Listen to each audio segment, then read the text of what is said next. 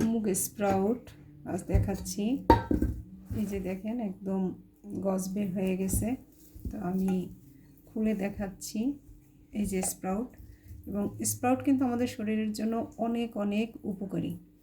অনেকে এটাকে আবার একটু সিদ্ধ করে খেতে চায়, তো অনেকে এটা সিদ্ধ করে খায়, অনেকে এটা দিয়ে পিঠা বানায় ব্লেন্ড করে, অনেকে ধুয়ে নেয়। আমি আসলে একদম এরকম খেতেই পছন্দ করি। কেন? কারণ হচ্ছে এটা তো আমি ধুয়েই স্প্রাউটটা বানিয়েছি, তাই না? এর মধ্যে তো কোনো খারাপ কিছু থাকার কথা না, আমি পরিষ্কারভাবে করেছি। তো এর সাথে আমি দিয়ে দেবো একটু নারকেল কোড়া। আর সিদ্ধ করে খেলে এটার যে এনজাইমগুলো নষ্ট হয়ে যাবে। এত সুন্দর একটা জিনিস, আমি এনজাইমটা নষ্ট করতে চাচ্ছি না। পিঠা তো আমরা অনেক কিছু দিয়েই করতে পারি, আমি করি না আর কি।